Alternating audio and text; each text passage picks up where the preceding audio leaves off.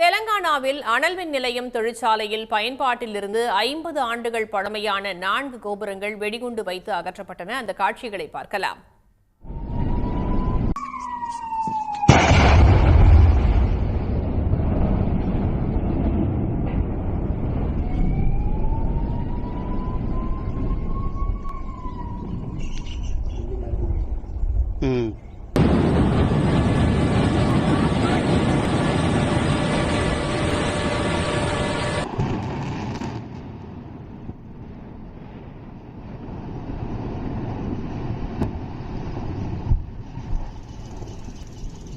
தெலங்கானாவில் அனல்மின் நிலைய தொழிற்சாலையில் பயன்பாட்டில் இருந்த 50 ஆண்டுகள் பழமையான 4 கோபுரங்கள் வெடிகுண்டு வைத்து அகற்றப்பட்ட அந்த காட்சிகளை பார்த்தோம். இது பற்றிய கூடுதல் தகவல்களோடு இணைகிறார் செய்தியாளர் ஜெயக்குமார்.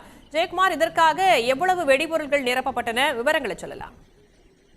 தெலங்கானா மாநிலம் பத்ராதிரி கொத்தகுடம் மாவட்டத்தில் உள்ள பால்வன்சா என்ற இடத்தில் கேடிபிஎஸ் தொழிற்சாலையின் கீழ் 1965 1978 இடையில் ஜப்பான் தொழில்நுட்பத்துடன் 680 மெகாவாட் மின்சாரம் உற்பத்தி செய்யும் விதமாக இந்த 8 குளிரூட்டும் நிலைய கோபுரங்கள் அமைக்கப்பட்டிருந்தது.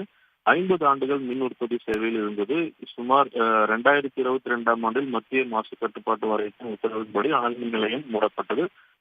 அனல்மின் நிலையம் மூடப்பட்டாலும் மின் உற்பத்தி நிறுத்தப்பட்டாலும் குளிரூட்டும் கோபுரங்கள் அவை அப்படியே விடப்பட்டது. இந்நிலையில் ஒருங்கிணைந்த ஆந்திராவில் மின்சாரம் உற்பத்தி செய்வதில் மிகவும் இந்த கோபுரங்கள் மிகவும் பயன்பாட்டில் இருந்து வந்த நிலையில் இந்த கோபுரங்களை இடித்து அந்த நிலத்தை வேறு திட்டங்களுக்கு பயன்படுத்துவதற்காக அந்நிறுவனம் முடிவு செய்தது. இந்நிலையில் ஒரு ஒப்பந்த முறையில் மும்பையை சேர்ந்த தனியார் நிறுவனத்திடம் ஒப்படைக்கப்பட்டது. இதனை அடுத்து நொய்டாவில் இரட்டை கோபுரங்களை இடித்த அதே டெக்னீஷியன்களை கொண்டு வெடிகுண்டுகளை நிரப்பி அந்த கோபுரங்கள் வேறு எங்கும் சாயாத வகையில் தொழில்நுட்பத்துடன் அந்த கோபுரங்களை இடிப்பதற்காக இன்ஸ்டலேஷன் முறையில் இருந்து விழும் வகையில் ஏற்பாடுகள் செய்யப்பட்டது.